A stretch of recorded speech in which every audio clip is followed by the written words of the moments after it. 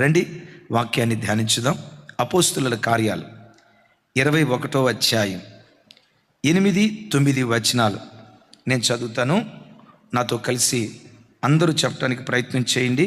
మరునాడు మేము బయలుదేరి కైసరియాకు వచ్చి 7 సువార్తికుడునైన ఫిలిప్పు ఇంట ప్రవేశించి అతని యొద్ద ఉంటిమి. కన్యకలుగా ఉన్న 4 కుమార్తెలు అతని కుండిరి. వారు ప్రవచించువారు. భక్తుడైన ఫిలిప్పుకు 4 కుమార్తెలు ఉన్నారు. ఆ కుమార్తెలను ఆ తండ్రి ఎంత అద్భుతంగా పెంచాడో, కన్యకలుగా పెంచాడు. అద్భుతం. ఆ 4 పరిశుద్ధాత్మ పొంది పరిశుద్ధాత్మ ద్వారా ప్రవచించే చక్కటి వరాన్ని పొందుకున్నటువంటి కుమార్తెలు అనని దేవుని యొక్క లేఖనాల్లో చూస్తున్నాం.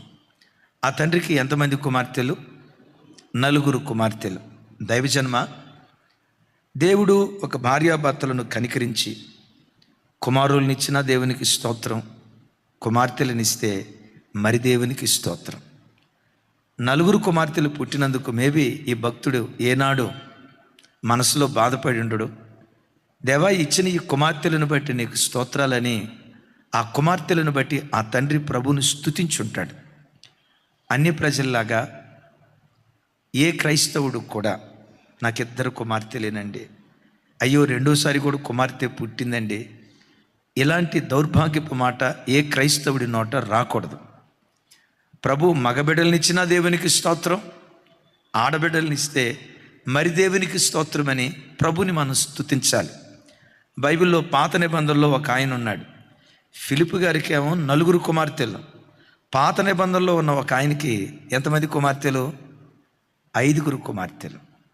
చలపెహెదో అని ఓ భక్తునికి 5 కుమార్తెలు. దేవుడు మన కుమారుల్నిచ్చాడా కుమార్తెలనిచ్చాడా ప్రస్తుతం ఇచ్చిన పిల్లల్ని దేవుని కొరకు పెంచుతున్నామా లేదా అనేదే ఇక్కడ ప్రశ్న. 10 మంది కుమారులను కని వారిని తాగుబోతులుగా, తిరుగుబోతులుగా, వ్యభిచారికులుగా, సైతానుగాడి చేతిలో ఆయుధాలుగా పెంచితే ఉపయోగం ఏముంది? 10 మంది కుమార్తెలను కని ఆ 10 మంది కుమార్తెలు భయభక్తులు కలిగిన పిల్లలుగా నువ్వు పెంచగలిగితే నిన్ను మించిన ధన్యుడు భూమి మీద మరొకరు లేరు అని చెప్పటంలో సందేహమే లేదు. కొంతమంది క్రైస్తవులు కూడా ఏమన్నారు, దాన్ని అపరిపక్వతతో లోకపు భాష క్రైస్తవ్యంలో వాడతారు. ఒకరోజు ఒక హాస్పిటల్కి వెళ్ళాం. ఓ తల్లి నన్ను గుర్తుపెట్టి, అయ్యా మీరు జెర్మియా పాస్టర్ గారే కదా? అవునమ్మా. అయ్యా నా బాధ మీకు చెప్పుకుంటా, కొంచెం ప్రార్థన చేయండి అయ్యా అంది. ఏంటమ్మా అన్నాను. 2 కొడుకులయ్యా నాకు, పెద్దోడు తాగుబోతు, చిన్నోడు తిరుగుబోతు. మమ్మల్ని కొట్టడానికి మా పిల్లలు చేతులు పైకెత్తుతున్నారయ్యా. ఇలాంటి పిల్లలు మా కడుపున పుట్టకుండా ఉంటే బాగుండేదని కొడుకులు 2 బట్టి తెగ ఏడ్చింది. ఎంత ఏడ్చిందో చెప్పంటారా? ఓ రకంగా నాకు కూడా ఏడుపు వచ్చి అంతగా ఏడ్చింది. సహజంగా మగవాళ్ళకి ఏడుపు రాదు, ఎందుకంటే ఈ బ్యాచ్ అంతా ఈ మగ బ్యాచ్ అంతా ఏడ్పించే బ్యాచే కానీ ఏడ్చే బ్యాచ్ కాదు. అట్లాగా నేను ఏడ్పించేవాడిని కాదండోయ్. అట్లాంటిది నన్ను ఏడ్పించింది. ఏడ్చి కొడుకు ఆడట్లయ్యా, ఈడెట్లయ్యా అని చెప్పి నన్ను అడిగింది. అయ్యా హాస్పిటల్కి వచ్చారేంటి? మా చర్చికి వచ్చా, ఒక ఆమె డెలివరీ అయిందయ్యా. అయ్యో అమ్మ ప్రార్థన చేయటానికి వెళ్ళాం. ప్రార్థన చేయటానికి వచ్చామంటే అయ్యో నేను కూడా అమ్మాయిని చూడటానికే వచ్చానని ఓ రకంగా మాతో పాటు వచ్చింది. పుట్టిన బిడ్డ తండ్రి పుట్టిన బిడ్డను తీసుకొని, అన్న మరలా 2వ పర్యాయం కూడా దేవుడు తన మహాగొప్ప కృపను బట్టి కుమార్తెను దేవుడు నాకు ఇచ్చాడన్నా అని అన్నాడు.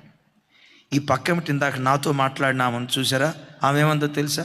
అయ్యో మళ్ళా ఆడపిల్లే పుట్టిందా, అయ్యో మళ్ళా ఆడపిల్లే పుట్టిందా అంది.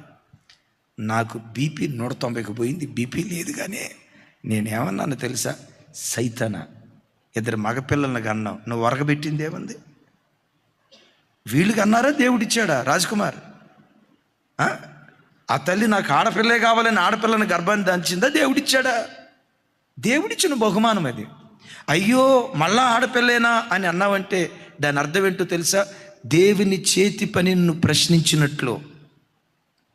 దేవుని బహుమానానికి వ్యతిరేకంగా మాట్లాడినట్లు అంటది. అది కాదు అయ్యగారు, మళ్ళా ఆడపిల్లనే కంది, ఇది మళ్ళా ఆడపిల్లనే కంది. మా చుట్టపమ్మాయి ఆడపిల్లనే కందా? దేవుడు ఆ గర్భంలో ఆడపిల్లని పెట్టాడా? ఆమె కందా? సరే, ఒక మాట అడుగుతా. ఇందాక అర్ధగంట సేపు ఏడ్చావుగా, కళ్ళమట్టి అరబకిట్ నీళ్లు గార్చావు కదా. ఆడు మాట వింటలేదు, ఈడి మాట. మగపిల్లలుగా నువ్వు సాధించింది ఏంటి? ఎందుకు ఆ మాట అంటున్నావు? బుద్ధి లేని మాట మాట్లాడక. మగబిడ్డల్ని ఇచ్చిన దేవునికి స్తోత్రం, ఆడబిడ్డల్ని ఇస్తే మరి దేవునికి స్తోత్రం అని ఆడబిడ్డలను కూడా ప్రతి తండ్రి ప్రతి తల్లి అపురూపంగా చూసుకోవాలి. ఎందుకు ఆడపిల్లను అపురూపంగా అంటే మగపిల్లల్ని అపురూపంగా చూసుకోకూడదని కాదు, మనం అట్లా పక్షపాతం చూపించకూడదు. బైబిల్ ఒక మాట రాసి ఉంది కదా, వేరు వేరు తూనికరాళ్ళు యెహోవాకు, స్వరం ఎత్తాలి, వేరు వేరు తూనికరాళ్ళు యెహోవాకు హేయం. అంటే ఈ మాటకున్న అర్థం ఏంటి? మగపిల్లల్ని నెత్తి మీద పెట్టుకొని ఆడపిల్లలు ఇది ఎప్పుడైనా బయటకు పోయేదే పరాయిదేనని చెప్పి ఆడపిల్లలను చిన్న చూపు చూడటం దేవుని వాక్యానికి విరుద్ధం. వాళ్ళు దేవుడిచ్చినటువంటి బహుమానాలు. అసలు ఓ రకంగా చెప్పాలంటే ఆడపిల్ల తండ్రిని ప్రేమించినంతగా, అట్లాగని ఆడపిల్ల లేని వాళ్ళు ఎవరు బాధపడద్దు శ్యామ. దేవుడు ఎవరిని ఇస్తే దేవునికి స్తోత్రం. ఆడపిల్లకట ఒక కొటేషన్ చూపిస్తాను. ఒక ఆడబిడ్డ ఫస్ట్ లవ్ తండ్రి దగ్గరే పొందుకుంటుందట. ఒక ఆడబిడ్డ తండ్రిని ఎంత ప్రేమిస్తుందో చెప్పాలంటే, ప్రతి భార్య భర్తకు రాణి కాకపోవచ్చు, ప్రతి కుమార్తె ప్రతి తండ్రికి యువరాణి లాంటిదట. ఒకసారి ఆమె చెప్పండి. ఏమన్నాను నేనల్లా. అక్కడ ఉన్న కొటేషన్ ఏంటంటే, ఓ పెద్ద ఆయన అంటాడు దానికి ముందు, yes, every girl may not be a queen to her husband, but she is always princess to her father.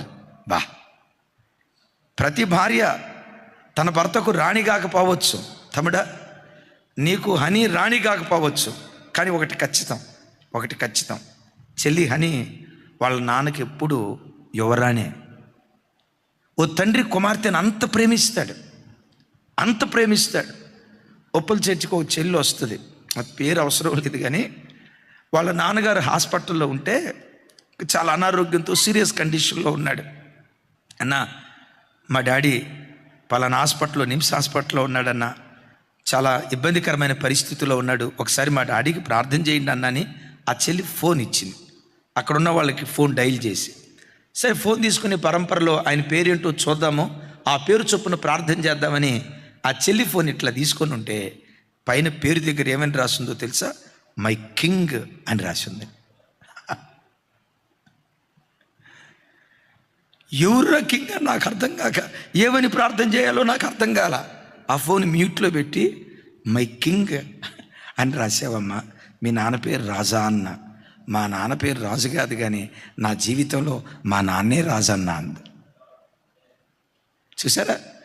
ఎప్పుడు ఆడబిడ్డల్ని దేవుడిచ్చినా మగబిడ్డల్ని దేవుడిచ్చినా ఎప్పుడు సనక్కూడదు. ఆడబిడ్డలే పుట్టారు దేవుని చేతి పని నువ్వు అనుమానించినట్టు లెక్క. వాళ్ళు దేవుడిచ్చిన బహుమానాలు, ఆడపిల్లలైనా మగపిల్లలైనా, మగపిల్లల ప్రస్తుతం వాళ్ళను భక్తిగా మనం పెంచగలుగుతున్నామా లేదా, ఇదే ప్రశ్న. అలాంటి భక్తి కలిగిన పిల్లలుగా ప్రతి తల్లి తండ్రి పిల్లలను పెంచే కృప దయగల దేవుడు అనుగ్రహించునుగాక. రైట్, నా వైపు చూడండి. ఈ తండ్రికి ఎంతమంది కుమార్తెలట? చెప్పాలి. 4 కుమార్తెలు. ఎలా బ్రతికారట? కన్యకలుగా బ్రతికారు. పురుషుని సాంగత్యం లేకుండా వారి శీలాన్ని కాపాడుకుంటూ వివాహ వయస్సు దాటిన డాగు మచ్చ ముడతలేని ఓ నిష్కలంకమైన జీవితాన్ని 4 కుమార్తెలు జీవించారు. 4 కుమార్తెలు జీవించారు అంటే తల్లిదండ్రుల పెంపకం ఎంత బాగుందో. అట్ దట్ సేమ్ టైం ఇక్కడ ఒక మాట చెప్తాను. ఈ ఫిలిప్ గారి పెద్ద కుమార్తె ఉందో చూసారా? ఆ పెద్ద కుమార్తె ముద్రలు తతిమ 3 కుమార్తెల మీద పడ్డాయి. పెద్ద కుమార్తె డెఫినెట్గా భక్తిగా బ్రతికుంటుంది, బైబిల్లో రాయబడలేదు కానీ తన తర్వాత చెల్లెలకి తను ఒక రోల్ మోడల్గా ఉంది. అమలారా ఐలారా, ఎక్కడైనా చూడండి, ఒక ఊర్లో ఒక అబ్బాయి టీచర్ ఉద్యోగం పొందుకున్నాడు అనుకోండి, ఓ 10 సంవత్సరాలు గడిచిన తర్వాత ఆ ఊరిలో 10 మంది టీచర్లు కాకపోతే నన్ను అడగండి. ఒక ఊరిలో ఒక అబ్బాయి మిలిటరీ ఉద్యోగానికి వెళ్ళాడు అనుకోండి, ఓ 10 సంవత్సరాలు గడిచిన తర్వాత ఆ ఊరిలో 10 మంది మిలిటరీ మ్యాన్లు తయారవుతారు. మీ ఊరిలోనూ ఒకడు పోలీసుడు అయ్యావు కదా తమ్ముడా, మంచి పోలీసు ఉద్యోగాన్ని పొందుకున్నావు కదా. నిన్ను చూసి డెఫినెట్గా ఒక ఊరిలో ఒక పోలీస్ అధికారి ఉంటే ఆ పోలీస్ అధికారిని చూసి 10 మంది పోలీసు వాళ్ళు తయారవుతారు. ఓ గ్రామంలో ఒక దైవజనుడు ఉంటే ఆ దైవజనుని చూసి తర్వాత 10 మంది దైవ సేవకులు తయారవుతారు. యేసయ్యకి మహిమ కలుగును గాక. ఇక్కడ నేనంట పెద్ద కుమార్తె సత్ప్రవర్తనతో తన తర్వాత చెల్లెలకు మాదిరిగా బ్రతికింది కనుక పెద్ద కుమార్తె ప్రభావం తతిమా చెల్లెల మీద ఎక్కువగా పడింది. ఈరోజు వాక్యం వింటున్న యవన బిడ్డలారా, ఒకవేళ మీ ఇంట్లో మిమ్మల్ని దేవుడు పెద్ద కుమార్తెగా పుట్టిస్తే, పెద్ద కుమారుడిగా పుట్టిస్తే తస్మాత్ జాగ్రత్త. మీ ప్రవర్తన నెక్స్ట్ మీ తర్వాత ఉన్న చెల్లెల మీద, తమ్ముళ్ళ మీద అది మరెక్కువగా ప్రభావితం చూపిస్తుంది.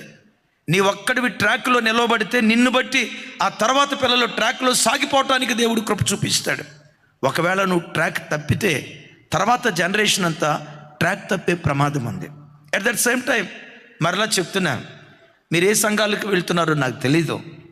సంఘ పెద్దలుగా పిలువబడుతున్న వ్యక్తులు ఉంటారే, మేము ఈ సంఘానికి పూర్వం నుంచి ఉన్నవాళ్ళం, మేము పిల్లర్లం, మేము పునాదులం, ఈ సంఘం స్టార్టింగ్ నుంచి ఉన్నాం అని చెప్తారే, మంచిది. ఆ మాట చెప్పటం అతిశయమే, గౌరవదాయకమే. అయితే ఒకటి చెప్తాను, సంఘానికి మొదటొచ్చిన మీరున్నారే, మీ ప్రవర్తన ఎలా ఉంటుందో ఆ తర్వాత వచ్చే విశ్వాసుల ప్రవర్తన కూడా అలాగే ఉంటుంది. మన ప్రవర్తన వాళ్ళ మీద ఇంపాక్ట్ చూపిస్తుంది. మీరు అనొచ్చు, అన్నా మీరు అట్లా చెప్తే మేము ఊరుకోమన్నా, బైబిల్లో ఏమైనా ఆధారం ఉంటే మాకు చెప్పండి అన్నా అంటారా? ఆ ఆధారాన్ని నేను చెప్పలేను, ఎందుకంటే అది చెప్పుకోదగ్గది కాదు. అయినా చెప్తా. లోతు పెద్ద కూతురు దారి తప్పిందా? చిన్న కూతురు జాగ్రత్త. సేమ్ దీన్ని సంబంధించే యెహెజ్కేలు గ్రంథంలో దేవుడు చెప్తాడు. చూడండి అన్నమాట, ఎలాంటి మాట, దీనికి సంబంధించి కాదు, ఎలాంటి మాట. యెహెజ్కేలు గ్రంథం 16వ అధ్యాయం 44-45 వచనాలు.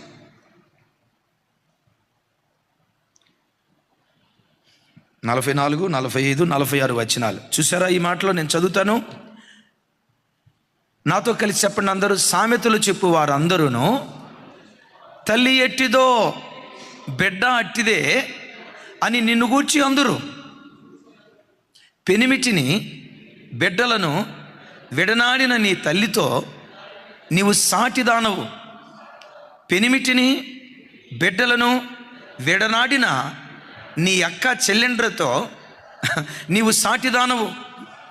నీ తల్లి హిత్తీయురాలు, నీ తండ్రి అమోరీయుడు. ఇక్కడ ఒక అద్భుతమైన మాట, నీ ఎడమ ప్రక్కన నివసించు షోమ్రోను దాని కుమార్తెలను, అందరూ చెప్పాలి, నీకు అక్కలు. నీ కుడి ప్రక్కన నివసించు సొదొమయు దాని కుమార్తెలు నీకు చెల్లెండ్రు. ఇక్కడ అంటాడు, తల్లి ఎట్టిదో బిడ్డ అట్టిదే. తల్లి ఏం చేసిందట? పెనిమిటిని విడనాడింది, బిడ్డను విడనాడింది. పెనిమిటిని బిడ్డను విడనాడితే అక్కేం చేసిందో తెలుసా? తల్లిని చూసి కూతురు కూడా పెనిమిటిని విడనాడింది, బిడ్డను విడనాడిందట. అక్కను చూసి ఏం చేసిందో తెలుసా? చెల్లి పెనిమిటిని విడనాడిందట. చెల్లి దగ్గరకు వచ్చి నేను అడుగుతా, చెల్లె నువ్వు అట్టెందుకు చేసావు చెల్లి అంటే, మా అక్క చేసింది. నేనంట, అక్క నువ్వు అట్టెందుకు చేసావు? మా అమ్మ చేసింది. అబ్బాయి ఎంత అద్భుతంగా ఉందో చూడండి.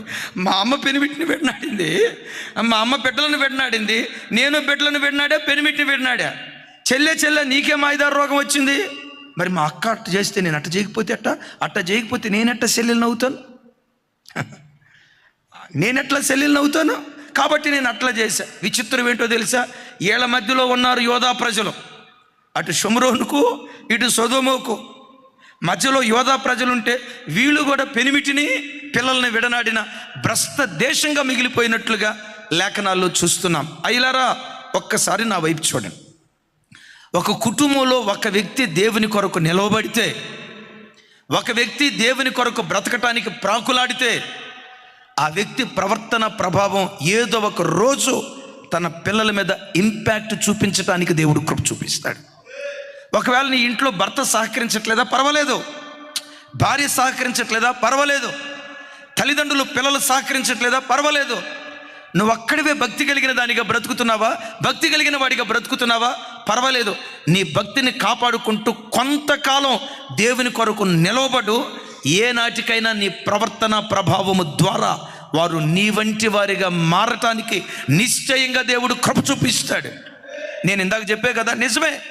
చాలా పల్లెటూరులో చూడండి, ఒక ఊరిలో ఒక టీచర్ గారు బయలుదేరాడంటే ఆ టీచర్ గారిని చూసి చాలామంది తల్లిదండ్రులు, రేయ్ నువ్వు కూడా టీచర్ అవరా, నువ్వు కూడా పంతులు గారు అవరా, నువ్వు కూడా పాఠాలు చెప్పరా, బాగా చదువుకోమని ఆ టీచర్ని చూపించి అనేక మంది పిల్లలను ఇన్స్పైర్ చేస్తారు.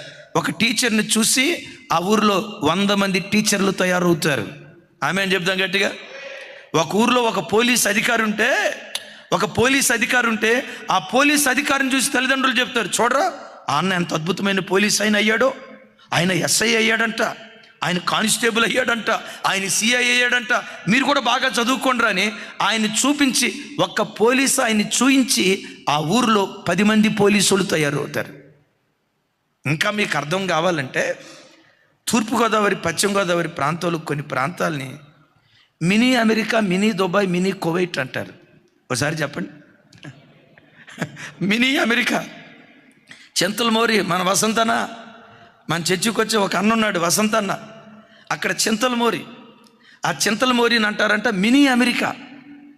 ఎందుకు మినీ అమెరికా అంటారని నేను అడిగితే, ఆ ఊర్లో నుంచి ఒక్క ఆయన అమెరికా వెళ్ళాడట. ఆయన అమెరికా వెళ్ళటం ఆ గ్రామంలో చాలామంది ప్రజలు చూసి ఆ గ్రామంలో నుంచి కొన్ని 10ల సంఖ్యలో అమెరికా వెళ్ళి స్థిరపడ్డారు. అలా అమెరికా వెళ్ళి స్థిరపడిన వాళ్ళలో ఆ చింతలమూరి అబ్బాయి, మంచి అబ్బాయి, ఒక అబ్బాయి ఉన్నాడు. ఆ అబ్బాయి పేరు జీవన్ రాజ్. మాకు ఆర్థికంగా చాలా సహకరిస్తాడు ఆ బిడ్డ. చింతలమూరు నుంచి వెళ్ళాడు. ఆ తర్వాత అంతర్వేది కొంచెం అటువైపు ఉంది. దాన్ని ఏమంటారో తెలుసా, మినీ దుబాయ్. ఒకరోజు ప్రశాంతి అనే చెల్లి మ్యారేజ్కి వెళ్ళాను. మీకు తెలుసా, ఆ మ్యారేజ్కి వచ్చారండి అక్కోళ్ళు. ఒక్కొక్క అక్క ఒంటి మీద 30 కిలో బంగారం ఉంది. మనిషి బరువు కంటే బంగారం బరువు ఎక్కువ ఉంది. అమ్మ కిలో ఎందుకు వేసుకోలేదు అన్న, గవర్నమెంట్ ఒప్పుకోదండి. అక్కడ ఎక్కడ చూసినా ఆ ఇల్లు చూస్తే, ఆ ఇంటి వాతావరణం చూస్తే, అన్న మనం ఆంధ్రాలో ఉన్నావా, అంతర్వేది పాలెంలో ఈ ప్రాంతంలో ఉన్నావా, జూబిలీ హిల్స్, బంజారా హిల్స్లో ఉన్నామా అర్థం కాదు. ఆ ఇల్లు ఎంత ధీటుగా ఉంటాయంటే జూబిలీ హిల్స్, బంజారా హిల్స్కి ధీటుగా అంత అద్భుతంగా ఉంటాయి. ఎవరో ఒకరు దుబాయ్ వెళ్ళారు, ఎవరో ఒకరు కువైట్ వెళ్ళారు. వాళ్ళని చూసి అనేక మంది బయలుదేరి వెళ్ళారు.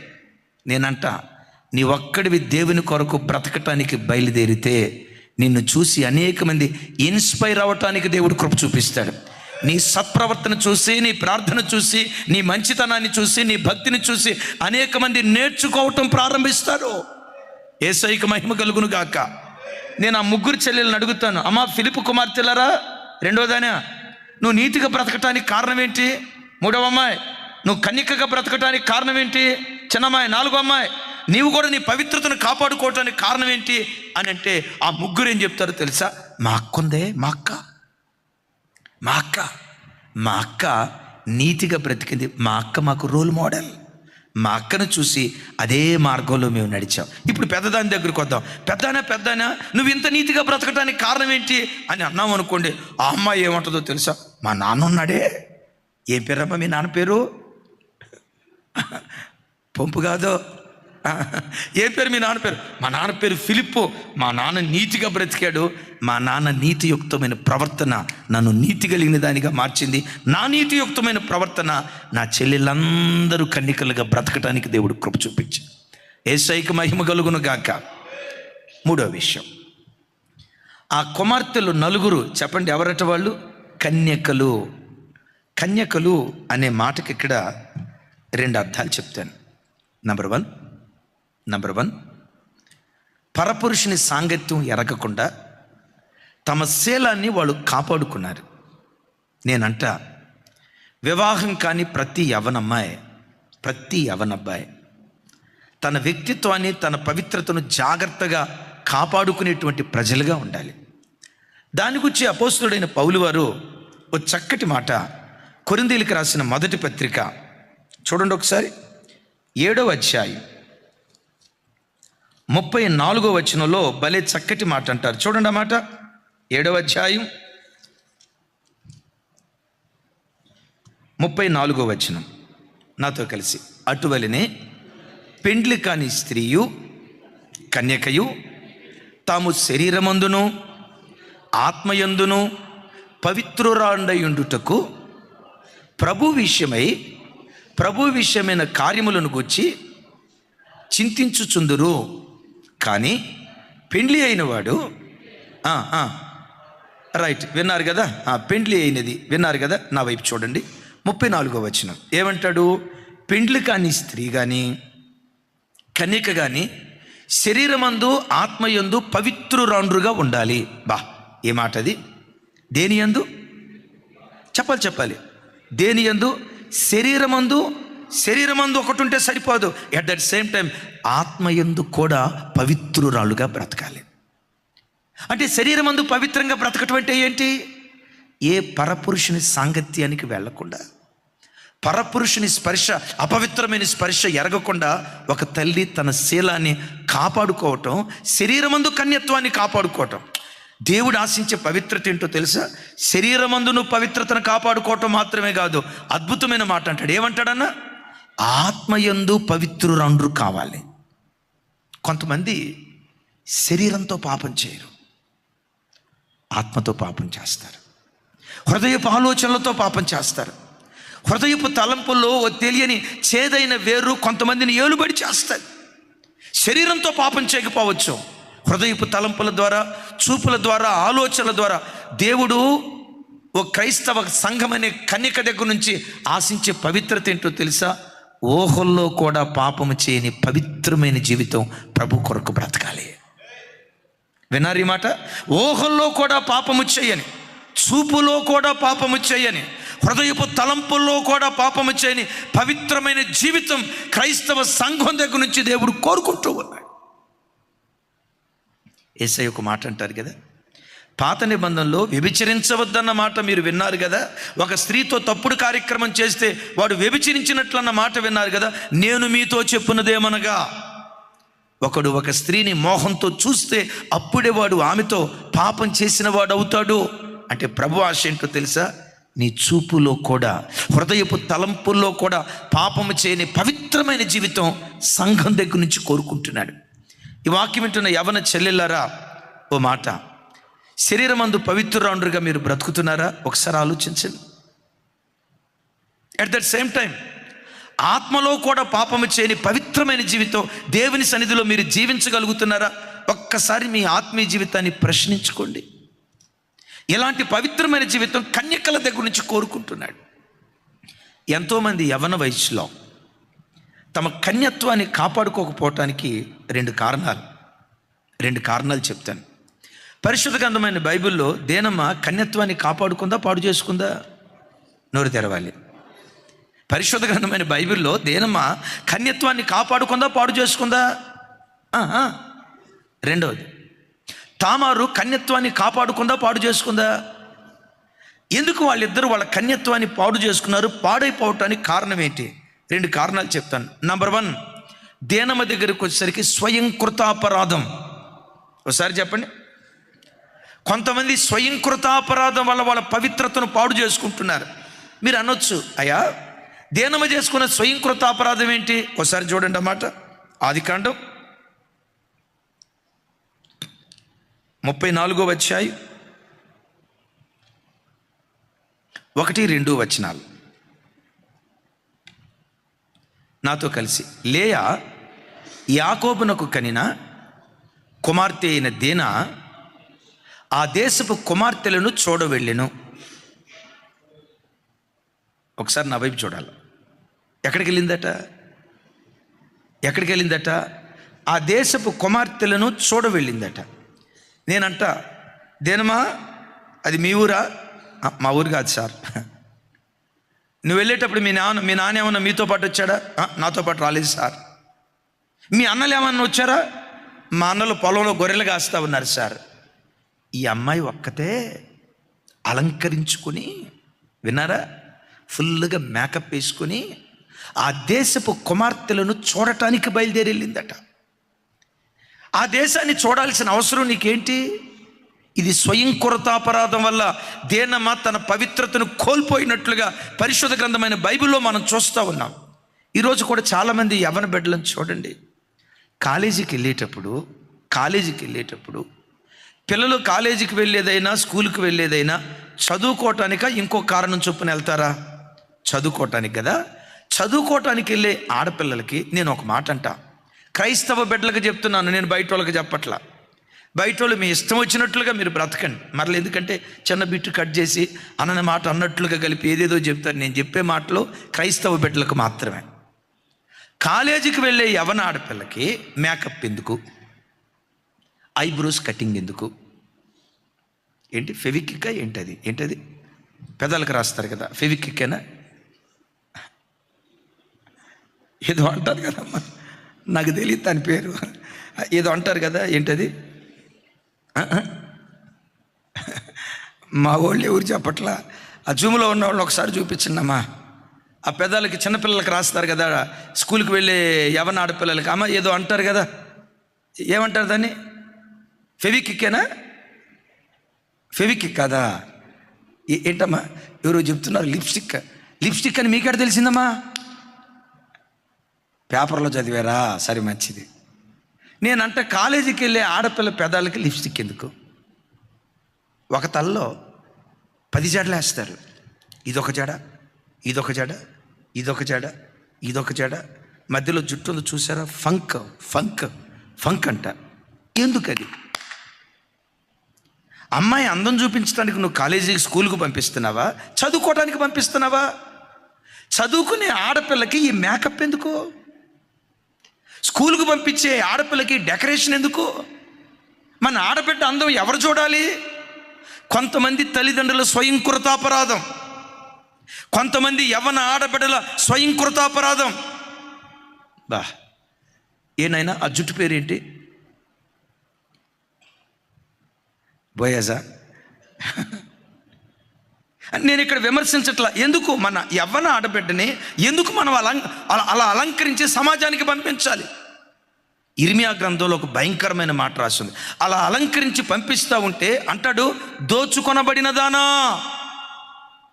దేని బట్టి వాళ్ళు దోచుకోబడ్డారు? వాళ్ళ కన్యత్వం ఎందుకు దోచుకోబడిందంటే అలంకరించుకొని ప్రజలకు ఆకర్షణీయంగా కనబడి, విన్నారా, ఆకర్షణీయంగా కనబడి వీళ్ళ కన్యత్వం దోచుకోబట్టడానికి కారణమైపోయిందని ఇర్మియా ప్రవక్త మాట్లాడతాడు. ఒకసారి చూడండి ఆ మాట. ఇర్మియా గ్రంథం 4వ అధ్యాయం 30వ వచనం. ఇర్మియా గ్రంథం 4వ అధ్యాయం 30వ వచనం. చిన్న చదువు.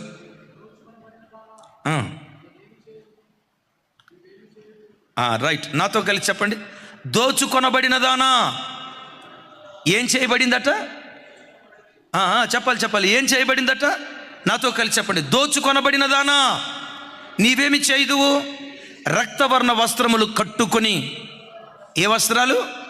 సువర్ణ భూషణములు ధరించుకొని కాటుక చేత నీ కన్నులు పెద్దగా చేసుకొనుచున్నావే.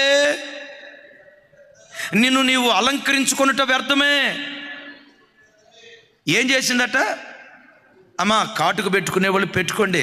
నేను క్రైస్తవ సమాజానికి చెప్తున్నా నీ వాక్యం, విన్నారా? కాటుక చేత కన్నులు పెద్దగా చేసుకొని సువర్ణ భూషణాలు ధరించి అలంకరించుకొని నన్ను చూడు, నా మేకప్ చూడు, నన్ను చూడు, నా మేకప్ చూడని కొంతమంది క్రైస్తవ యవ్వన బిడ్డలు అలా బయలుదేరటాన్ని బట్టే వాళ్ళ కన్యత్వం దోచుకోబడుతున్నట్లుగా దేవుని వాక్యంలో రాయబడింది. దేనా, నీ కన్యత్వం ఎందుకు దోచుకోబడింది? ఆభరణ భూషితురాలై అలంకరించుకొని, చూడండి, అలంకరించుకొని. నేనంట నీ శరీరం నీ ఇష్టం, నేను కాదు అన్న. కానీ నేను చూసే దుర్మార్గపు చూపులు కొన్ని ఉన్నాయే, వెకిలిగా చూసే కొంతమంది వ్యక్తులు ఉన్నారే, ఆ దుస్తుల చూపు నీ కంటి మీద పడకుండా ఉండునట్లుగా నీ అందాన్ని జాగ్రత్తగా కాపాడుకోవాలి. స్త్రీ ఎప్పుడూ కూడా ఎదుటివాడికి శోధన కారణంగా ఉన్న బట్టలు వేసుకోవటం దేవుని వాక్యానికి విరుద్ధం క్రైస్తవుల జీవితాల్లో. నేను బయట వాళ్ళ సంగతి చెప్పట్లా, ఒకసారి నా వైపు చూడండి. ఏ క్రైస్తవ స్త్రీ శరీర సౌష్ఠం బయట కనపడేటట్లుగా శరీరపు అవయవాలు బయట కనపడేటట్లుగా అర్ధనగ్నంతో అలంకరించుకొని అలాంటి అర్ధనగ్నంతో కూడుకున్న వస్త్రాలు క్రైస్తవ స్త్రీ వేసుకోకూడదు. ఎందుకో చెప్పమంటారా? కన్యత్వం దోచుకోబడే ప్రమాదం ఉందని దేవుని యొక్క వాక్యం ఘంటాపదంగా చెప్తుంది. నేనంట, కప్పుకుంటే కాపాడబడతావు, విప్పుకుంటే దోచుకోబడతావు. గుండెల్లో రాసుకోండి మాట. కప్పుకుంటే కాపాడబడతావు, నీ పిల్లలు కాపాడబడతారు. విప్పుకుంటే దోచుకోబడే ప్రమాదం ఉంది. ఒకసారి నా వైపు చూడండి, నేను వాడే ఫోన్లో ఒకసారి చూడండి, నా ఫోన్లో ఒకసారి చూడండి. నాకు పదే పదే ఫోన్లు మార్చడం కానీ, రైట్, వెహికల్స్ మార్చడం కానీ నాకు అసలు అలవాటు ఉండదు.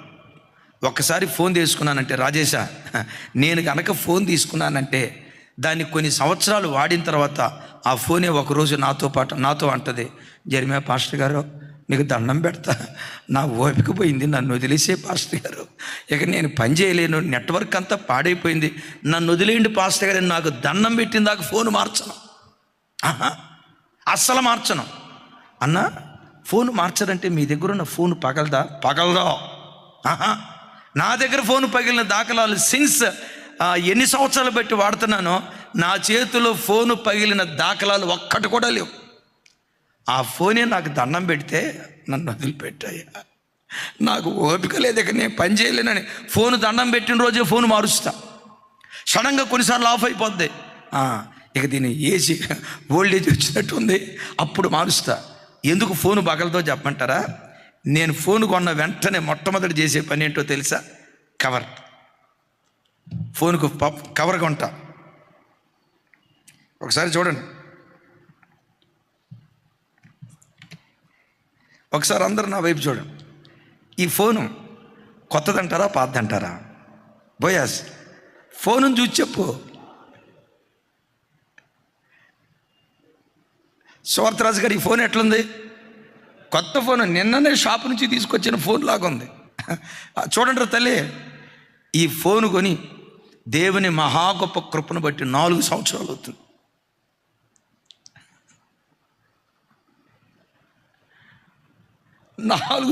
ఒక్క గీత లేదండి.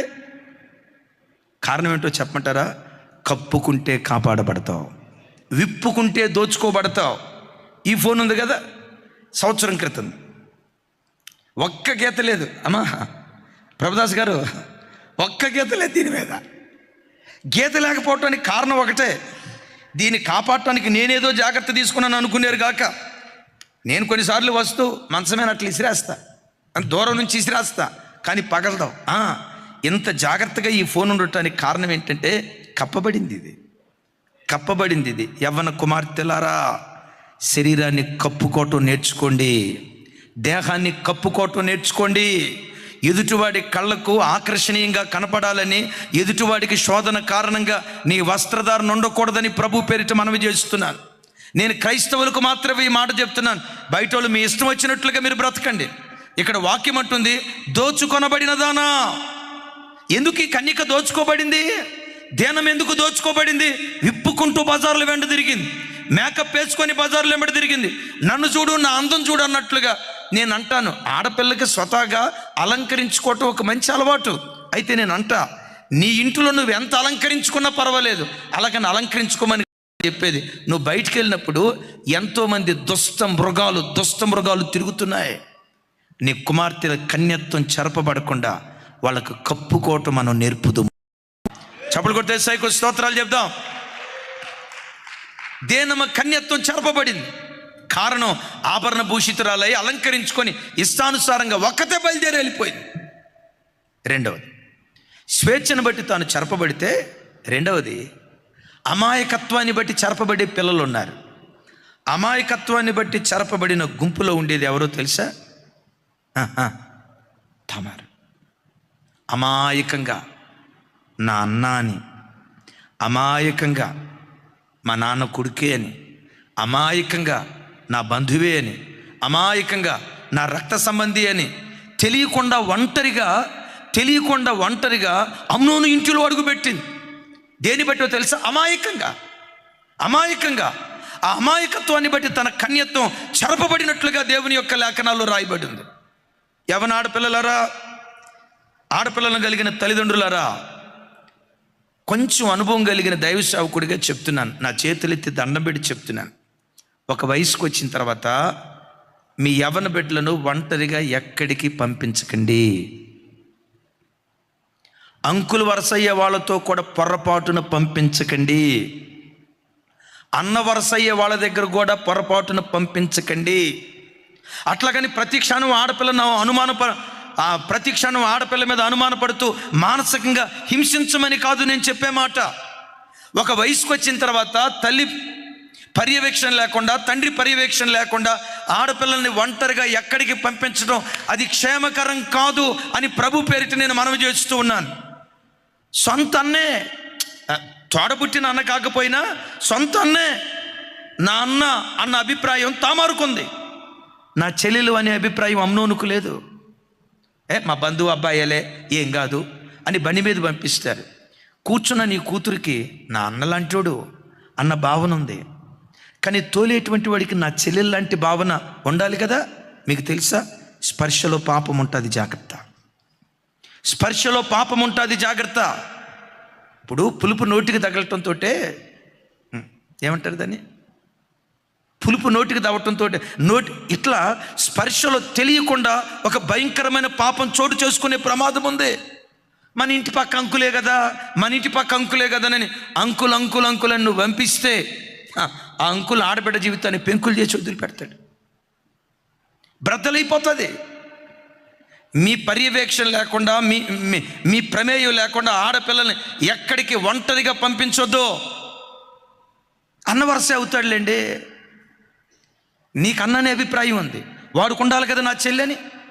మా తమ్ముడేనండి, తమ్ముడు నిజమే, నీకు తమ్ముడనే భావన ఉంది, వాడుకు ఉండాలి కదా నా అక్కని. వాడికి ఆ భావన లేనప్పుడు తెలియకుండా కన్యత్వాన్ని చెరుపుతాడు, జాగ్రత్త. కొంతమంది అమాయకత్వం వల్ల శీలాన్ని పాడు చేసుకొని అపవిత్రులుగా మారిపోయిన వాళ్ళు లోకంలో కోకొల్లలుగా ఉన్నారు. ఇది చెప్పకూడదు కానీ చెప్తున్నా, సమాజంలో జరిగే వాటిని చెప్తున్నా. ఓ మానసిక వైద్యురాలి దగ్గరికి ఒక డాక్టర్ వచ్చింది. డాక్టర్మా ఏడుస్తుందట. ఏంటమ్మా ఏడుస్తున్నావు? నా కొడుకు కూతురమ్మా. సో వాటి ఎందుకు ఏడుస్తున్నావు? ఏం చెప్పుకునేది నా బాధ. ఏడ్చి కళ్ళల్లో నీళ్లు ఇంకిపోయాయి. నిద్ర పట్టని రాత్రులు, చావాలో బ్రతకాలో ఉరేసుకొని చచ్చిపోదామని అనిపిస్తుంది. ఏం చేయాలో అమ్మ, మీరు డాక్టర్మ్మ గారమ్మా, హైదరాబాద్లో పేరుగాంచిన ఓ గొప్ప హాస్పిటల్లో ఓ ఉన్నతమైన వైద్యురాలు. చచ్చిపోవాలని ఆలోచన నీకు రావటం ఏంటమ్మా? ఇద్దరు చక్కటి పిల్లలు ఉన్నారు కదా. నా పిల్లలు నాతో లేరమ్మా. ఎక్కడున్నారు? అమెరికాలో ఉన్నారు. అమెరికాలో ఉన్నారా? అమెరికాలో ఉంటే అద్భుతమే కదా. నా దగ్గర ఉంచుకోలేక వాళ్ళని పంపించావా? వాళ్ళు చేసిన చీకటి కార్యక్రమాన్ని నా కళ్ళతో చూసి దాన్ని కొనసాగిస్తా ఉంటే సహించలేక నా కొడుకు కూతుర్ని పంపించా. ఏం చేశారమ్మా? ఓ రోజు మధ్యాహ్నం సడన్గా ఎప్పుడు రా నేను ఇంటికి వచ్చా. ఒక కన్న తల్లిగా చూడరాని దృశ్యం. నా కూతుర్ని కొడుకుని చూసా. గుండె బ్రతలేకపోయింది. కాళ్ళు పట్టుకున్నా. పరువు కలిగి బ్రతుకుతున్నానమ్మా, పరువు కలిగి జీవిస్తున్నానమ్మా. ఏంటి ఇంత నీచమైన కార్యక్రమం, ఇంత నీచమైన పని? ఒరే చెల్లిరా, ఒరే నీ చెల్లిరా, నీ ఎంగిలి పాలు తాగి బ్రతికిందిరా నీ అన్నే. వాడు లేకపోతే నేను బ్రతకలేను, అది లేకపోతే నేను బ్రతకలేను. కొన్ని నెలల పాటు తల్లి ఏడ్చి మారమని కాళ్ళు పట్టుకున్న వాళ్ళు మారకపోతే ఆ తల్లి ఈ ఘోరం నా కళ్ళతో చూడలేను, వెళ్ళిపోండి రా, ఇంకో చోటకి వెళ్ళిపోండి అని ఆ తల్లి రాను మొత్తం ఫ్లైట్ టికెట్ మొత్తం అన్ని కార్యక్రమాలు వేరే దేశానికి పంపించిందట. చూసారా? సొంత అన్న సార్. స్పర్శలో పాపముంది, జాగ్రత్త.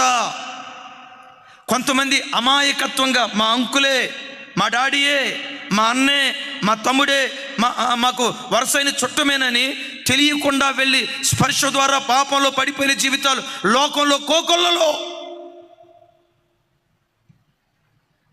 అయిలరా, మీ ఇంటి పక్క అదికొండే యవన బిడ్డలు ఉంటారు. మీరు లేనప్పుడు పొరపాటున ఎవరిని ఇంట్లోకి రానియకండి. మా చుట్టపబ్బాయి వెళ్ళండి, మా బంధువు వెళ్ళండి, మా రక్త సంబంధికుడు వెళ్ళండి అని నువ్వు అవకాశం ఇచ్చావా, వాడు నీ కొంప కొల్లేరు చేస్తాడు, జాగ్రత్త. అలాగని ప్రతిదానికి భార్య మీద అనుమానపడమని, అలాగని ప్రతిదానికి పిల్లల మీద అనుమానపడమని కాదు నా అభిప్రాయం. లోకం భయంకరంగా ఉంది. వావి వరసలు తప్పి ప్రజలు పశువులాగా ప్రవర్తిస్తున్నారు. కాపాడుకోవలసిన బాధ్యత తల్లిదండ్రులుగా మన భుజాల మీద ఉంది. ఒక వయసు వచ్చిన తర్వాత యవ్వన బిడ్డలను దయతో ఎక్కడికి పడితే అక్కడికి పంపించకుండా వాళ్ళను జాగ్రత్తగా కాపాడుకునే కృప, ఆ దైవికమైన మనస్సు దయగల దేవుడు మనందరికీ దయచేయునుగాక. గట్టిగా చెప్దాం ఆమేన్. అయితే ఇక్కడ యవ్వన బిడ్డలందరికీ చెప్తున్నాను. మూడవది, యవ్వన బిడ్డలు తమ కన్యత్వాన్ని కోల్పోవటానికి కారణం అనుభవం కలిగిన తల్లి తండ్రి చెప్పిన మాటకు లోబడే ఆ వ్యక్తిత్వం లేక తమ శీలాన్ని పాడు చేసుకుంటున్నారు. తల్లిదండ్రులు చెప్పే మాటలు ఉన్నాయే, పిల్లలకు కొన్నిసార్లు కొంతమంది యవ్వన పిల్లలు ఊరోళ్ళందరూ చెప్పే మాటలకి చెవులు రిక్కించింటారు. ఊరోళ్ళు ఏ మాట చెప్పినా వాళ్ళ మాట బాగింటారు. కన్న తల్లి ఏదైనా బుద్ధి మాట చెప్పాలని ప్రయత్నం చేసినా, కన్న తండ్రి ఏదైనా గద్దిస్తూ ఒక మాట చెప్పినా, కన్న తల్లి కోపగిస్తూ ఏదైనా ఒక మాట చెప్పడానికి ప్రయత్నం చేసిందనుకో, కూతురు అంటారు, ఇక స్టార్ట్ చేసావా, నేను అందుకే ఇంటికి రాంది, ఇంటికి వచ్చానంటే జోరిగలాగా గుయ్యి గుయ్యి గుయ్యి ఎప్పుడు ఏదో ఒకటి అంటావు. అసలు నువ్వు తల్లివో కాదు, కన్న తల్లిని పట్టుకుని అంటది ఈ బిడ్డ. ఆ కన్నతల్లి గద్దింపులో, ఆ కన్నతల్లి హెచ్చరికలో గుండెల్లో గూడు కట్టుకుంది. ఏంటో తెలుసా, నా కుమార్తెను ఒక అయ్య చేతిలో పెట్టే వరకు కన్నికగా కాపాడాలి. వాళ్ళ అనుభవంతో కూడుకున్న మాటలు ఏం చేస్తాయంటే, బైబిల్లో ఒక చోట రాసింది, ఆయన తనకున్న అనుభవ జ్ఞానము చేత అనేకులను నిర్దోషులుగా చేస్తాడు అని. ఒకసారి ఈ మాట చెప్పండి, ఆయన తనకున్న అనుభవ జ్ఞానము చేత అనేకులను నిర్దోషులుగా చేస్తాడు. నేనంట యవ్వన బిడ్డల దగ్గర జ్ఞానం ఉంది, తల్లిదండ్రుల దగ్గర అరే అనుభవం కాదు, అనుభవ జ్ఞానం. ఏ మనిషి బిడ్డల దగ్గర ఏముంది? జ్ఞానం ఉంది. ఎస్, నువ్వు చాలా జ్ఞానవంతురాలివి, ఉన్నతమైన చదువులు చదువుకున్నావు, అమ్మ వేలు ముద్రే, నిజమే, నేను కాదంట్లా. అమ్మ పొరపాటున నీ దగ్గర అక్షరాలు నేర్చుకొని ఒకవేళ రైటింగ్ రాసిందనుకో, అమ్మ రాసిన రైటింగ్ డాక్టర్ గారు రైటింగే, రాసిన వాళ్ళకి తప్ప ఇంకెవరికి అర్థం కాదు, ఘోరంగానే ఉంటుంది. అమ్మకు పుస్తక జ్ఞానం లేదు, కంప్యూటర్ జ్ఞానం లేదు, సెల్ ఫోన్ జ్ఞానం లేదు, మాట్లాడే జ్ఞానం లేకపోవచ్చు, ఇంగ్లీష్ జ్ఞానం లేకపోవచ్చు, మ్యాథమెటిక్స్ జ్ఞానం లేకపోవచ్చు. ఆ తల్లిదండ్రుల దగ్గర అనుభవ జ్ఞానం ఉంది. అనుభవ జ్ఞానం ఏం చేస్తుందని యెషయా గ్రంథంలో రాసిందో తెలుసా? అనేకులను అనేకులను నిర్దోషులుగా చేస్తాడట. తల్లిదండ్రుల అనుభవ జ్ఞానంతో కూడుకున్న మాటలు నువ్వు వింటే, అనుభవం కలిగిన సేవకులు చెప్పిన మాటలు నువ్వు వింటే, నాయకులు చెప్పిన మాటలు నువ్వు వింటే, ఆ అనుభవ జ్ఞానంతో కూడుకున్న మాటలు నిన్ను నిర్దోషిగా నిలవబెడతాయి. చప్పలు కొడుతూ స్తోత్రాలు చెప్దాం. ఇంకా అర్థమయ్యే భాషలో చెప్పాలంటే, జూనియర్ డాక్టర్ కంటే సీనియర్ పేషెంట్ అద్భుతమైన ట్రీట్మెంట్ ఇస్తాడట. విన్నారా అమ్మ, నా మాట అర్థమైందా? జూనియర్ డాక్టర్ కంటే సీనియర్ పేషెంట్ అద్భుతంగా ట్రీట్మెంట్ ఇస్తాడట. ఇప్పుడు ఎవరికైనా కొత్తగా షుగర్ వచ్చింది అనుకోండి, జూనియర్ డాక్టర్ దగ్గరికి వెళ్ళే కంటే షుగర్లో సీనియర్ పేషెంట్లు ఉంటారుగా, సీనియర్ పేషెంట్లు. మా యేసుదాస్ గారి దగ్గరికి వెళ్ళండి, మీకు కావాల్సినట్టు ట్రీట్మెంట్ ఇస్తాడు. ఏది తినాలి, ఏది తినకూడదు, షుగర్ ఎక్కువైనప్పుడు మెన్నరాలు ఎట్లుంటాయి, షుగర్ తగ్గినప్పుడు ఎట్లుంటాయి, షుగర్ పెరిగినప్పుడు ఒళ్ళు ఎట్లుంటుంది, తగ్గినప్పుడు ఎట్లుంటుంది, ఎబినేజర్ని అడగండి చెప్తాడు. అన్నా చెప్పరా? ఏమంటే సీనియర్ పేషెంట్ జూనియర్ డాక్టర్ కంటే అద్భుతంగా ట్రీట్మెంట్ ఇస్తాడు.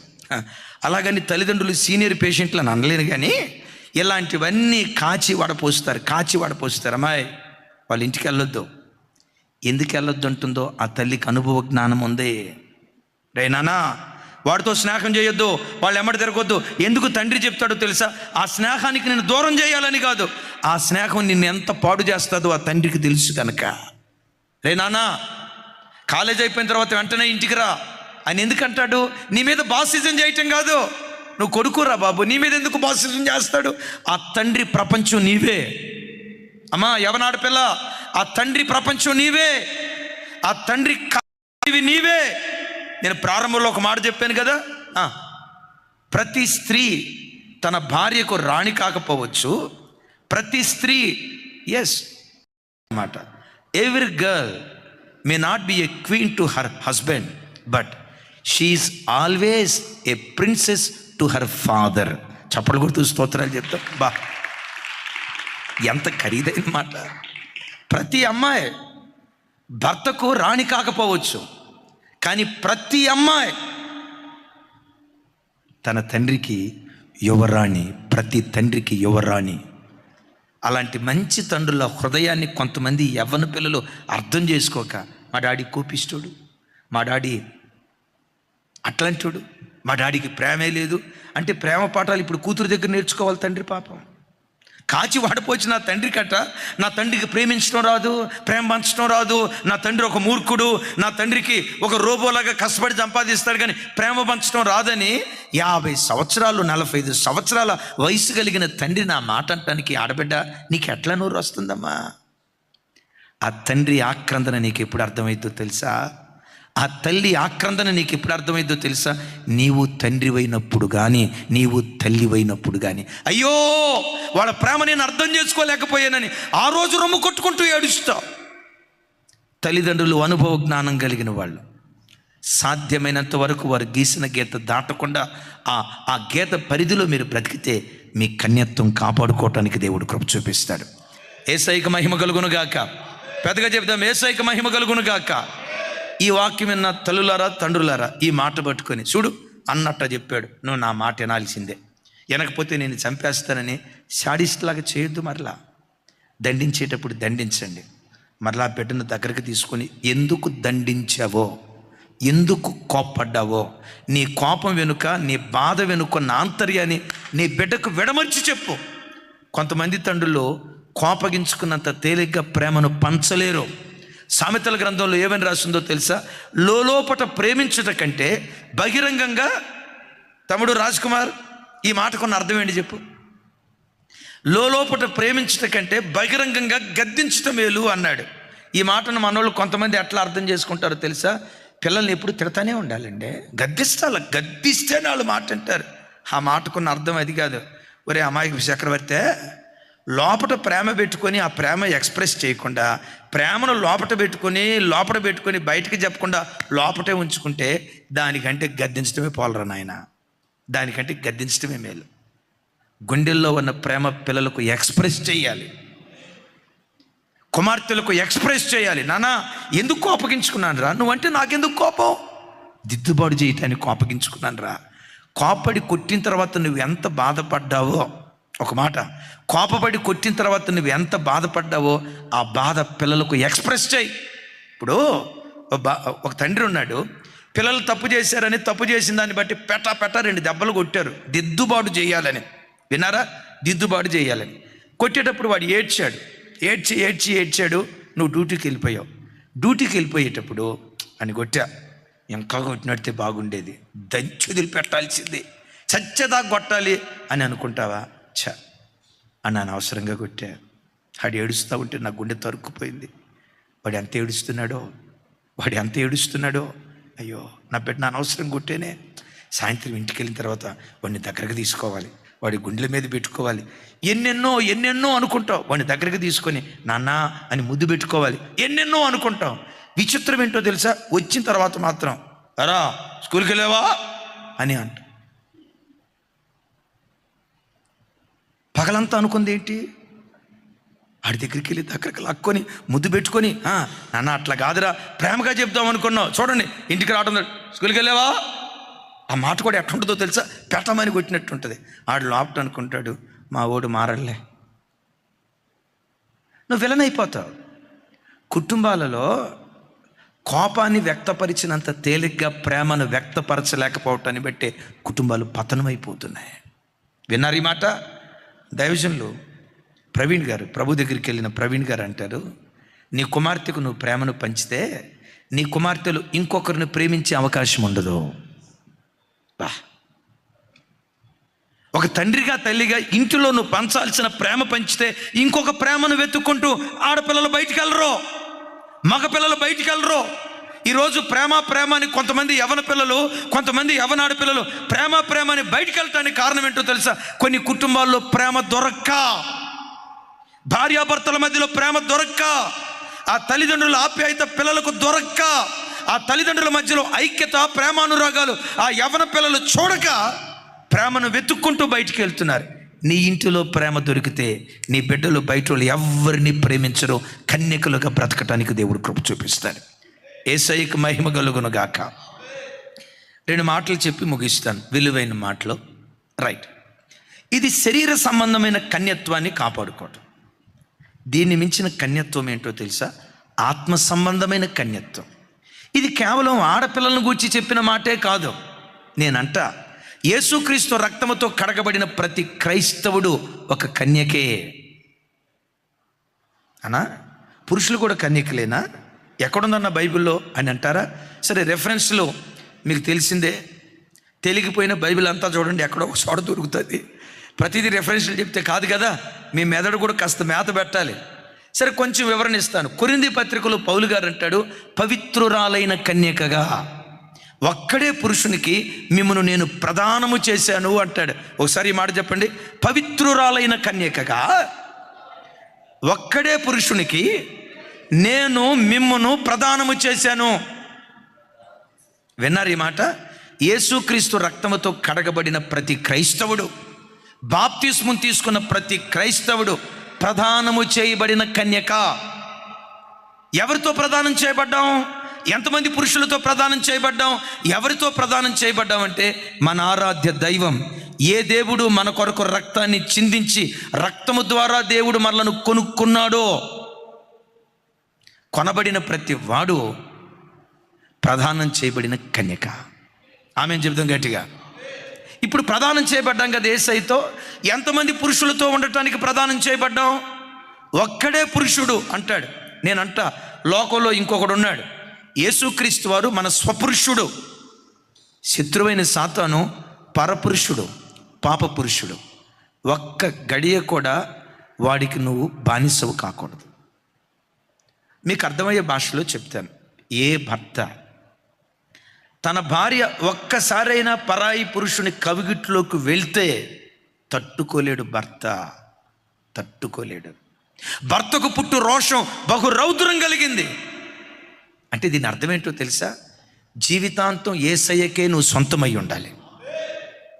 వారంలో ఒకసారి బ్రాందీ షాప్కి వెళ్ళి సైతానుగాడి కవిగిట్లోకి వస్తే పవిత్రుడైన నీ భర్త ఒప్పుకోడు. మీకు అర్థమయ్యే మానవ భాషలో చెప్తాను. ఇది వినటానికి ఇబ్బందిగా ఉన్నా తప్పదు, అర్థమయ్యే భాషలో చెప్తాను. ఏ భార్య అయినా తన భర్త తాను బ్రతికొండగా పరాయి పురుషుడు కౌగిట్లోకి వెళ్ళి పరాయి పురుషుడి దగ్గర తాను వచ్చిందనుకోండి, ఏ భర్త అయినా చూసి అబ్బాయి ఎంత మంచిదని దేవుని దీవించు కాక అంటాడా? అంటాడా? నేనంట నీతి జాతి లేని నీకే నీ భార్య దగ్గర నుంచి అంత పవిత్రత కోరుకుంటే, నీతి స్వరూపుడైన దేవుడు, నీతి న్యాయాలు కలిగిన దేవుడు నీ దగ్గర నుంచి నా దగ్గర నుంచి ఎంత పవిత్రతను కోరుకుంటాడో చూడు. ఒక్క గడియ కూడా సైతాను గడికి నువ్వు లోబడకూడదు. ఇది నీ స్వపురుషుని ఆశ. ఏదో సోమవారం ఒక్కరోజు పగటిపూట అంతా అలిసిపోయి కష్టపడి పని చేసినాం కదన్నా, రాత్రిపూట ఒక సొక్కేసుకుంటే హాయిగా నిద్ర, కొంతమంది అనే మాట, రాత్రిపూట ఒక సొక్కేసుకుంటే హాయిగా నిద్రపోతాను. రాత్రిపూట ఒక్కరోజే తాగుతానన్నా, రాత్రిపూట ఆదివారం పొరపాటును తాగనన్నా, ఆదివారం ఒక్కరోజే తాగుతానన్నా. ఒక్కరోజు కూడా సైతాను గడి కవిగిలికి వెళ్ళటానికి నీ స్వపురుషుడు ఒప్పుకోడు. ఈ నాశ ఏంటో తెలుసా? నా భార్య జీవితాంతో నాకే సొంతం. ఇంకా భార్యలం కాలేదు, మనం ఏమై ఉన్నాము? ప్రదానము చేయబడిన కన్యకలం. ఈరోజు ప్రదానం చేయబడ్డామంటే రేపేం కలగబోతుంది అని చెప్పాలి. పరలోకంలో వివాహం జరగబోతుంది. ఆ వివాహానికి ముందు భూలోకంలో యేసయ్య తమ్ముడా నేను ప్రదానం చేసుకున్నాడు. ఏదో ఆదివారం ఒక్కరోజు దేవుని కొరకు బ్రతికి తర్వాత నీ జీవితం నీది అన్నట్లుగా కాదు అంటాడు కదా. హోషేయ గ్రంథంలో ఒక చక్కటి మాట గుర్తుకు తెస్తా. నీవు నిత్యము నాకుండునట్లు, నీవు నిత్యము నాకుండునట్లు నీతిని బట్టి దయాదాక్షిణ్యములు చూపుట వలన నిన్ను నా దానిగా ప్రదానము చేసుకున్నాను అంటాడు. యేసయ్య నన్ను ఎందుకు ప్రదానం చేసుకున్నాడు? ఆదివారం ఒకరోజు ఆయనతో ఉండాలనా? సోమవారం ఒకరోజు మాత్రమే ఆయనతో ఉండాలనా? ఉదయం ఒక అర్ధగంట, సాయంత్రం ఒక అర్ధగంట దేవునితో అర్ధగంట మాత్రమే బ్రతకాలనా? ఆయన ఎందుకు ప్రదానం చేసుకున్నాడో తెలుసా? నిత్యము నీవు ఆయనతో కూడా బ్రతకాలి. కూర్చున్నా లేచినా దేవుడనే ప్రపంచంలో మనం విహరించాలి.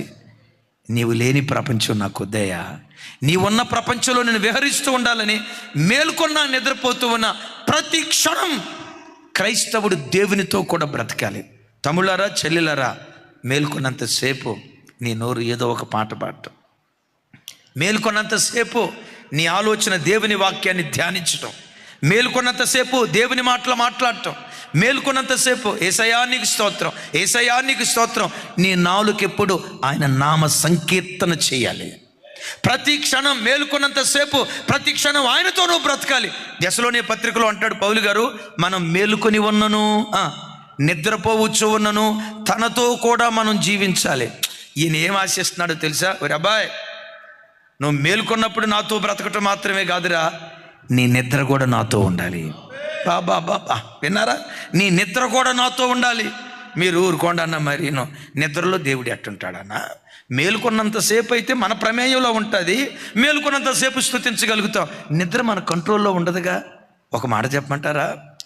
మేలుకున్నంతసేపు నువ్వు దేవునితో బ్రతికితే రాత్రి నీ నిద్ర కూడా, నీ కల కూడా తెలియకుండా దేవునితో ఉంటుంది. విన్నారు ఈ మాట? నీ కల కూడా దేవునితో ఉంటుంది. మేలుకున్నంతసేపు మాత్రమే కాదు, మన నిద్ర కూడా దేవునితో ఉండాలి. నిద్రలో దేవునితో ఎట్టుంటామన్న బైబిల్లో ఒక ఆధారం చూపించండి అంటారా? యాకోబు బేతేల్లో పండుకున్నాడు. విన్నారా? యాకోబు బేతేల్లో పండుకున్నాడు. పండుకుంటే ఆ రాత్రి భూమికి ఆకాశానికి పెద్ద నిచ్చెన వేయబట్టం. ఆ నిచ్చెన మీదుగా దేవదూతలు ఎక్కుచూ దిగుచూ ఉన్న దర్శనం, ఎక్కుచూ దిగుచూ ఉన్న కళ. ఆ నిచ్చెనకు పైగా దేవుడైన యెహోవా, యాకోబు యాకోబు. కలలో యాకోబుతో దేవుడు మాట్లాడాడు, పేరు పెట్టి పిలిచాడు. మీలో ఎవరికైనా నిద్రపోయేటప్పుడు నన్ను పేరు పెట్టి పిలిచాడయ్యా, నన్ను పేరు పెట్టి పిలిచాడయ్యా, ఇలాంటి అనుభవం ఎవరికైనా ఉంటే చేతులు పైకెత్తండి. థ్యాంక్ యూ అమ్మా. ఉందా? పేరు పెట్టి పిలిచాడా? కొన్నిసార్లు తలుపు కొట్టినట్టు, ఎవరో పిలిచినట్లు. యాకోబు కల కూడా దేవుడనే ప్రపంచంలో ఉంది. మనము ప్రదానం చేయబడిన కన్యకలం. ఒక అమ్మాయి ఒక అబ్బాయితో ప్రదానం చేయబడిన తర్వాత, ప్రదానం చేయబడిన అమ్మాయి ఆలోచనలంతా ఎవరికి వివాహం చేసుకోవటానికి ప్రదానం చేయబడిందో ఆ అబ్బాయి చుట్టూతోనే తిరుగుతుంది. కూర్చున్నా లేచినా ఈ పురుషుని గురించి ఆలోచించేదానికంటే మన స్వపురుషుడు, మనం చేరబోయి యుగాయుగాలు మనం ఏ దేవునితో కాపురం ఉండబోతున్నానో ఆ స్వపురుషుని గూర్చి దేవారాత్రులు కలలుగానే కన్యకలుగా మనం బ్రతుకుదుముగాక. ఆఖరి మాట ఒక్క నిమిషంలో చెప్పి ముగిస్తా. వీళ్ళని గూర్చి వాక్యం ఏమని రాసిందో తెలుసా? వీళ్ళు ప్రవచించువారు. అంటే ప్రవచించువారు ఎందుకయ్యారో తెలుసా? ఈ ప్రవచనపు ఆత్మ వాళ్ళకి రావటానికి కారణం ఏంటంటే, ఈ నలుగురు కుమార్తెలు పరిశుద్ధాత్మ పూర్ణులు. విన్నారా? నలుగురు కుమార్తెలు పరిశుద్ధాత్మ పూర్ణులు. నేనంట ప్రతి క్రైస్తవుడు తన ఆధ్యాత్మిక జీవితంలో మారు మనసు పొందిన తర్వాత, బాప్తిస్మం తీసుకున్న తర్వాత ఎక్కవలసిన 3వ మెట్టు ప్రతి క్రైస్తవుడు తప్పకుండా పరిశుద్ధాత్మను పొందుకున్నటువంటి వాడై ఉండాలి. ఆ పరిశుద్ధాత్మ నీలో ఉంటే, అంటాడు గలతీ పత్రికలో, ఆత్మను మీలో ఉంచి అద్భుతములు చేయువాడు అంటాడు. ఒకసారి చెప్పండి ఈ మాట. ఆత్మను మీలో ఉంచి అద్భుతములు చేయువాడు. అంటే పరిశుద్ధాత్ముడు మనలో ఉంటే మనలో ఏం జరిగిద్ది? మన ద్వారా అద్భుతం జరగటం వేరు, మనలో అద్భుతం జరగటం వేరు. మనలో జరిగే అద్భుతం ఏంటో తెలుసా? నిండు యవ్వన కాలంలో నిష్కలంకులుగా బ్రతికే కృప దేవుడు అనుగ్రహిస్తాడు. మరియా, నువ్వు దయాప్రాప్తురాలివి, నీ గర్భంలో నుంచి యేసుక్రీస్తు వారు ఉద్భవిస్తారు. నేను కన్యకనే. ఇది ఎలా కలుగుతుంది? పరిశుద్ధాత్మ ద్వారా ఇది కలుగుతుంది. దీని అర్థం ఏంటో తెలుసా? నిండు యవ్వన కాలంలోనే యేసును పోలిన జీవితం జీవించే ధన్యత పరిశుద్ధాత్మ ద్వారా ఒక వ్యక్తి పొందుకోగలుగుతాడు. యేసుక్రీస్తును కనటం అంటే నీ మాటలో యేసుక్రీస్తు కనపడతాడు, నీ నడకలో యేసుక్రీస్తు కనపడతాడు, నీ చూపులో యేసుక్రీస్తు కనపడతాడు. యేసుక్రీస్తును పోలిన జీవితం నీలో నుంచి ఉద్భవించేటట్లుగా చేయగలిగిన వాడు పరిశుద్ధాత్మ దేవుడు. అందుకని అంటాడు జెరుబ్బాబెలుతో, శక్తి చేత కాదు, బలము చేత కాదు, నా ఆత్మ ద్వారా ఈ కార్యాన్ని నేను జరిగిస్తా. ఏ కార్యమో చెప్పమంటారా? జెరుబ్బాబెలు అనే పేరుకున్న అర్థం బబులోనులో పుట్టిన మొలక అని అర్థం. ఒకసారి చెప్పండి, ఇంకోసారి. దీని హిబ్రూ భాషలో, ఒరిజినల్ భాషలో చూస్తే జెరుబ్బాబెలు అనే పేరుకున్న అర్థం ఏంటంటే బబులోనులో పుట్టిన నిఖార్సైన ఇశ్రాయేలీయుడు అని అర్థం అంట. బబులోను ఎలాంటిది? ప్రకటన గ్రంథంలో చూస్తాం, సకల విధములైన అపవిత్రాత్మలకు అది నిలయం. అలాంటి సకల విధములైన అపవిత్రాత్మలకు నిలయంగా ఉన్న బబులోనులో నిఖార్సైన ఇశ్రాయేలీయుడిగా, నా వైపు చూడాలి, నిఖార్సైన ఇశ్రాయేలీయుడిగా జెరుబ్బాబెలు బ్రతకటానికి కారణం, జెరుబ్బాబెలు ఇది నీ శక్తి ద్వారా జరిగింది కాదయ్యా, నీ బలం ద్వారా జరిగింది కాదయ్యా, పరిశుద్ధాత్మ ద్వారా జరిగినటువంటి కార్యం. తమ్ముడు, జెరుబ్బాబెలు నిఖార్సైన ఇశ్రాయేలుడిగా బ్రతికినట్లుగా బబులోను లాంటి ఈ పాపలోకంలో నిఖార్సైన క్రైస్తవులుగా యేసు నామములో దేవుని కొరకు బ్రతుకుదుముగాక. గట్టిగా చెప్తాం ఆమేన్. నిఖార్సైన క్రైస్తవుడిగా ఈ బబులోను లాంటి ప్రాంతాల్లో మనం బ్రతకాలి. ఏ క్రైస్తవుడు? క్రైస్తవుడు అంటే క్రీస్తును పోలిన జీవితం జీవించేవాడు. క్రైస్తవుడి దగ్గర క్రీస్తు కనబడాలి. ఆమేన్ చెప్దాం గట్టిగా. క్రైస్తవుడి దగ్గర క్రీస్తు కనబడాలి. ఒక టీచర్ దగ్గర చదువు ఉంటుంది, ఒక లాయర్ దగ్గర న్యాయం ఉంటుంది, ఒక ఇంజనీర్ దగ్గర టెక్నాలజీ ఉంటుంది. వింటున్నారా? ఒక ఇంజనీర్ దగ్గర టెక్నాలజీ ఉంటుంది, ఒక డాక్టర్ దగ్గర వైద్యం ఉంటుంది. క్రైస్తవుడి దగ్గర క్రీస్తు ఉండాలి. మన ప్రవర్తనలో క్రీస్తు కనపడాలి. ఇది ఎలా సాధ్యం? శక్తి చేత కాదు, బలము చేత కాదు. ఒక వ్యక్తి పరిశుద్ధాత్మను పొందుకుంటే నిండు యవ్వన కాలంలోనే క్రీస్తు కొరకు కన్యకలుగా బ్రతికే భాగ్యం దయగల దేవుడు అనుగ్రహించునుగాక. యవ్వన కుమార్తెలరా, బ్రతికిన కొద్ది కాలమైన ఫిలిప్పు కుమార్తెలను జ్ఞాపకం చేసుకుంటూ అలా బ్రతికే ధన్యకరమైన జీవితం ప్రతి యవ్వన కుమార్తెకు, ప్రతి క్రైస్తవుడికి దేవుడు అనుగ్రహించునుగాక.